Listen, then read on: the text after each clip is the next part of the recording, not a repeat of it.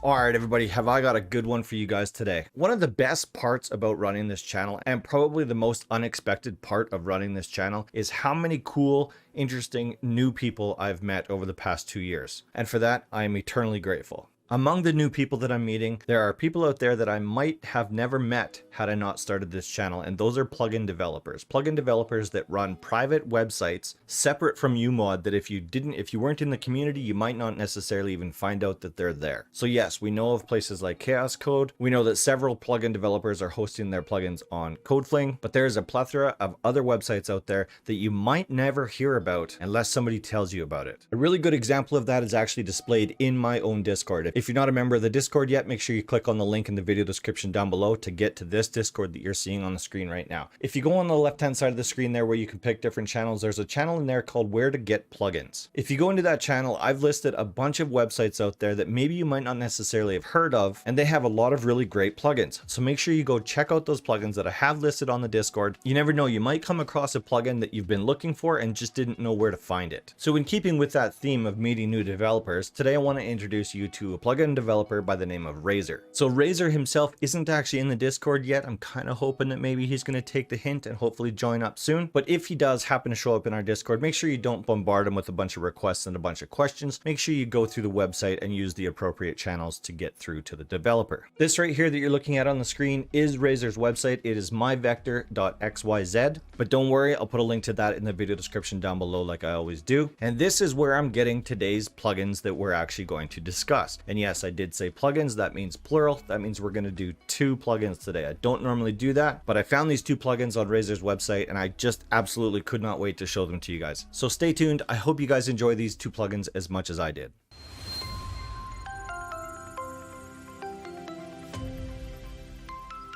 Hey everybody, welcome back to Rust Admin Academy, where I teach you guys the very best tips and tricks to owning and operating a successful Rust server. On this channel, I do a lot of plugin reviews and tutorials to hopefully show you guys some of the different things that you can do with your servers to maybe make life a little bit more enjoyable for your players, or maybe just to give them something different to do. So if you're brand new to the channel, consider subscribing so that you stay up to date on everything that we're working on. And of course, if you take any value out of this video, make sure you do me a favor and smash that like button for me. Okay, let's get into Razer's plugins that I want to show you guys today.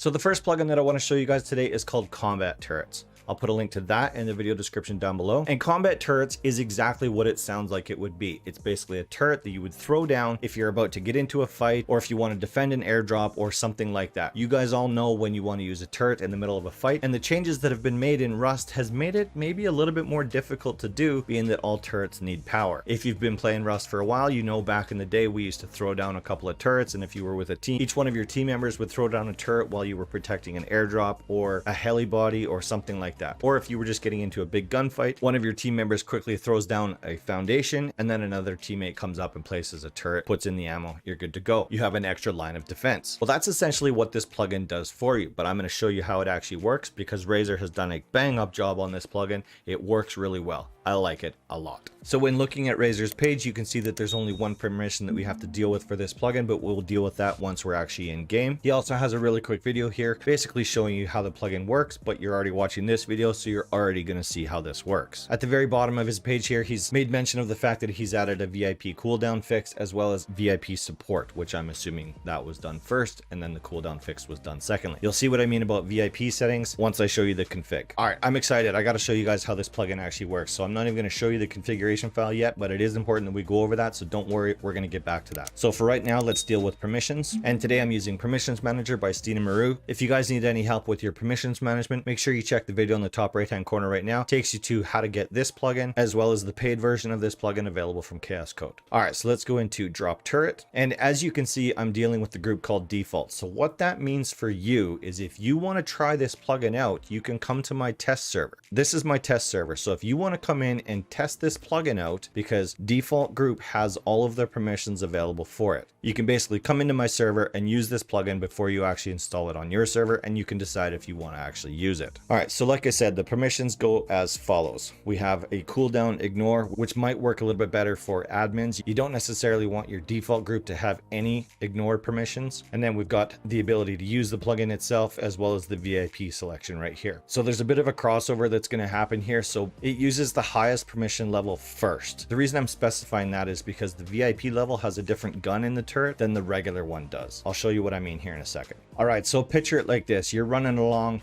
and you come across a heli body, or you're fighting the heli and you finally take down the heli and you want to actually protect that heli body while the flames go out. You want to go into chat, you want to type /drop turret with no space in between. And it says in chat, you've just got a drop turret. Perfect. Now, if you look in your inventory there on your hotbar, if you had a hotbar space available, it has now put an icon there that maybe you've never seen before. So if we equip ourselves with position number 6 on our hotbar, it puts a survey charge in our hand. Well, guess what? When we throw that survey charge, it explodes like you would expect it to, and boom, there's our turret. And yes, it has a gun in it, and yes, it has ammo in it, and yes, it even has a little battery inside of it to make sure that it stays powered. So what will this turret shoot at? Well, obviously it's going to shoot at other players.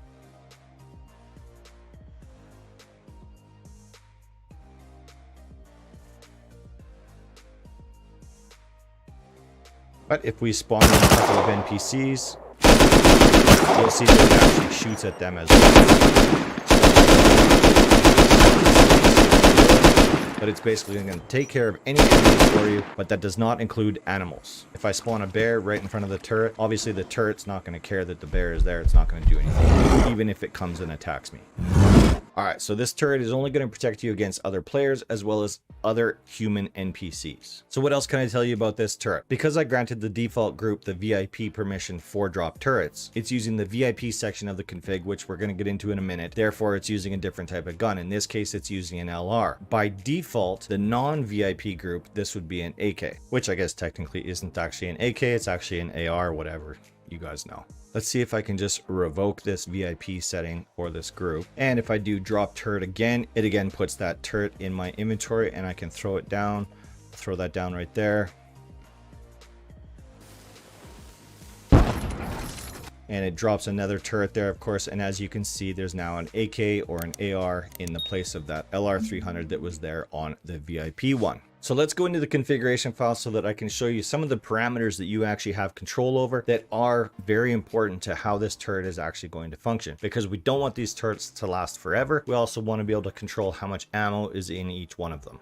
All right, so this is the default configuration file for combat turrets, otherwise known as drop turrets. Not really sure about the different names there, but whatever. When you go to reload this plugin, it's called drop turrets, but when you download it from the website, it's called combat turrets. So at the very top there is basically the longevity of this turret, so how long we want it to last. So by default, the battery power for this turret is set to 10,000. As you can see by this configuration, it says 10,000 is about 16 minutes. So after 16 minutes, this turret is automatically going to run out of power. It's going to disarm itself. It can then probably be disassembled. I haven't actually waited it out to see what happens when that battery power dies out. Second line, we can control how much ammo the turret is going to spawn with. So the turret skin ID, I assume, is actually the sentry turret that spawns into your inventory. It's not actually like you can skin your turrets. And then we get into the cooldown section, which is very important. Like I said before, you don't necessarily want a player to be able to spawn these over and over and over and over. So the default cooldown timer is set to 1800 seconds, which translates to 30 minutes. So you can only use this command every 30 minutes. And then down below the cooldown is where we can define what gun actually spawns inside the turret. In this case, by default, this is the AK or the AR. If we go down into the VIP sections, that's where the LR ID is. So in the VIP section, we can actually configure an entirely different turret. So how much ammo it spawns with,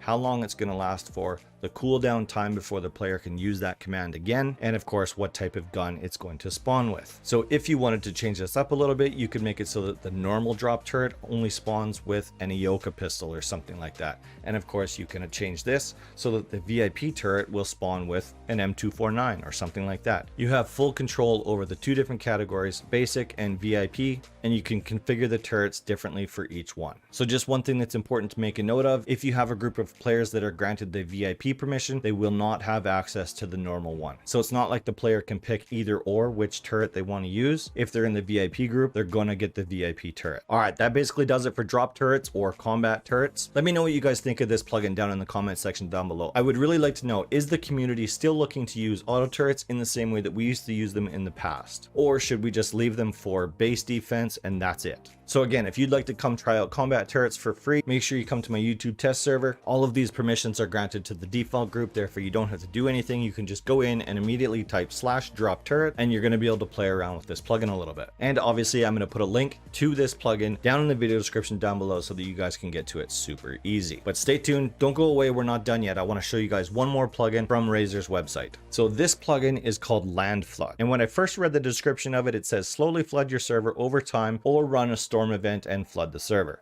I thought, you could basically do that with the built-in commands that they added to Rust a couple of months ago. So I thought, how could Razer possibly have improved on this? Well, guess what? He did exactly that. He made it way cooler than I ever would have imagined. So a couple of important points before we actually get into the server so that I can show you this really cool plugin. Yes, it is permission based. Yes, there are chat commands that you can use to trigger the event or end the event. You can also automate this event so that it automatically happens randomly throughout your server at various times. All right, so obviously I've already installed this plugin on my server. If you've never installed a plugin before, make sure you check on the video in the top right hand corner right now. It shows you how to install a umod plugin, which also applies to Razer's plugins, which also applies to Chaos Code's plugins. It just shows you the process and what to expect while you're doing that. All right, so this time we're going to use admin panel from Chaos Code. Let's go into permissions and then group permissions. Let's go into the admin section.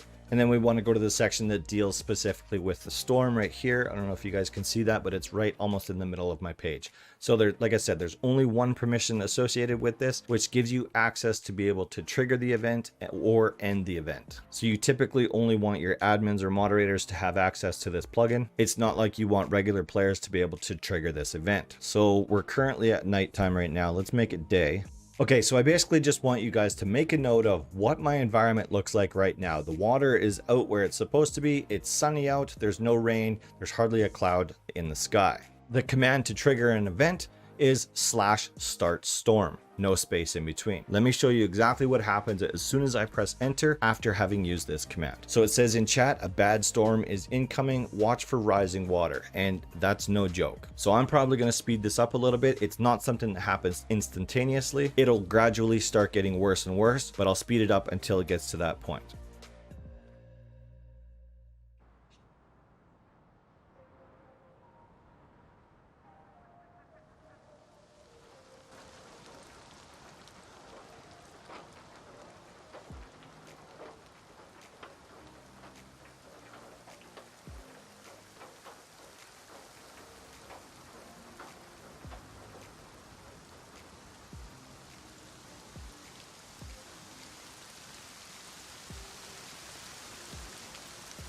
Okay, so here we are at a storm event. So like I said a minute ago, it was sunny out, the clouds came over, it got dark, but look what Razer has done with the environment just within this plugin. So it's the sky is dark. I didn't do that. The plugin did all of that, but you can still see the environment. So he's clearly using commands built into Rust that we should be able to use to make the environment look this sick. We've got thunder and lightning. It's your typical storm, but I think Razer has done a better job than Facepunch has for when a storm is actually happening on the server. Now, I don't know how long this is supposed to take. It would probably tell me in the configuration file, but once the storm starts, it'll actually also begin to flood the server. And yes, you can control how high it floods.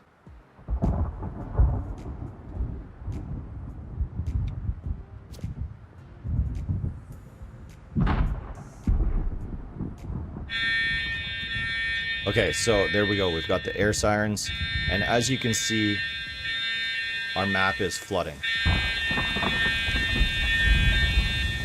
just gonna turn that down because ain't nobody gotta hear that. The only time I've ever played with the ocean levels command, it did it instantaneously. So it went from 0 level to flooded map. The gradual flooding being used by this plugin is, I don't know if we have the ability to do that. I don't know if it's something that he coded into the plugin, but I think this effect is just amazing. He did an amazing job on this plugin. Oh, I've got a locked crate at my train station there.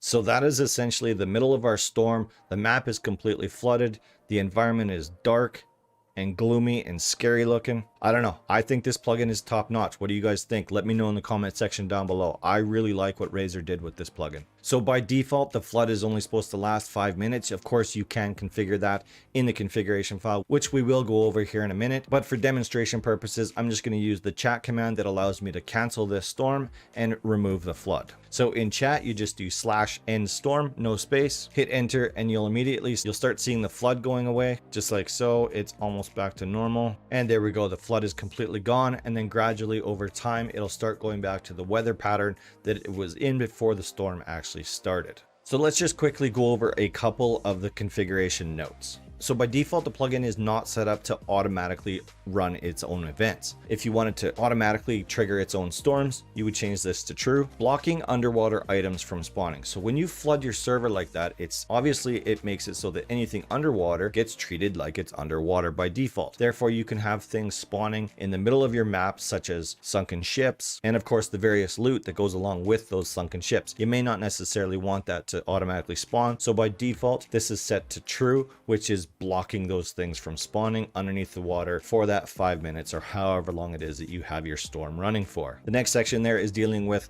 what is the likelihood of this event actually taking place. So there's a percentage. It's based on a percentage. You get to determine how high or how low of a percentage of a chance that a storm event might actually happen.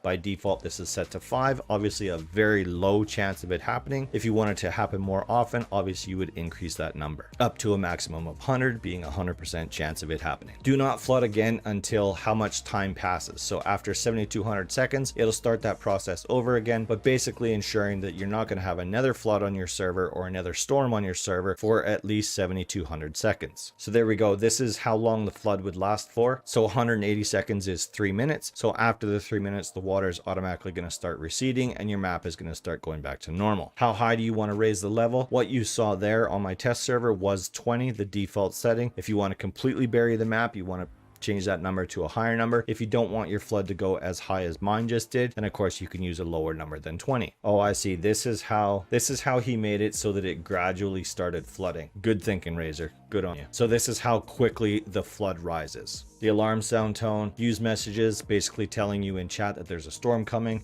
If you don't want that warning to go into chat, obviously change this to false. And then we've got the weather parameters right here, the clouds, the fog, the wind, etc., etc. And this is how he's changing what the environment looks like. Atmosphere brightness and clouds brightness. See, I didn't know those functionalities were there. Clearly Razer took advantage of them adding these commands in. So down here is another important section that I want to bring your attention to. So it's called Storm Extras. And what it does is it gives your players items at the beginning of a storm. So for example, if during a flood you wanted to give your players like maybe an air tank and a set of goggles or something like that, you could put those item IDs in this list right here. And then at the beginning of a storm event, the plugin would automatically give all of your players the item, whatever items you have on this list. So if you wanted to be a really nice admin, you could give them the equipment required for them to survive the storm. If you're a bit more of a hardcore admin, obviously don't give them anything, leave this set to false, and the plugin's not going to give them anything when the event triggers. And because it's the last thing in the configuration file, we might as well go over it too. Flood over time, active, false. So by default, this is set to false. If we change this to true, the plugin would automatically start flooding the server up to a level of 60, which on most maps would be a completely flooded map. Nothing would be sticking out of the water. You can set this to true. And then of course, how long do you want it to actually take for the plugin to get the map flooded to this point right here, this 60? So I don't know, the storm aspect of this plugin is super cool. I'm really impressed with what Razer did with the environment and the weather and all that stuff. I think it looks really great. It's definitely an aspect of Rust that I've never seen before. So if you want to check out Land Flood, which it's called Land Flood on the website, it's called the Storm once you actually get it into your server though, make sure you check out Razer's website, myvector.xyz. Like I said before, link in the video description down below. So I actually thought I was going to be able to make this a shorter video, which is why I decided to do 2 plugin previews on this video. Turns out I was completely wrong. I'm sure by the time I'm done editing this is still going to be a 20-minute video. So if you're still here at the end of the video, I super appreciate you sticking it out for this long. And if you've made it this far into the video and you you haven't already done it already, make sure you subscribe to the channel so that you get notified as soon as I upload a new video. I upload a new video every Friday at 5 p.m. Mountain Time. And like I said at the beginning of the video, if Razer does come into the Discord, or actually any developer for that matter, make sure you guys don't bombard them with questions. Make sure you go through their website, use their ask a question option. I can't imagine there being anything worse than getting to your Discord and having it flooded with questions about plugins that might even be answered already on their website. Just be aware that these are people on the other end of the computer and they do have lives. They don't necessarily wrap themselves up into this stuff, so just be aware of that. There, that's the end of my public service announcement. All right, I hope you guys are staying safe and taking care of each other. Thanks for watching today's video, and I'll see you guys next Friday.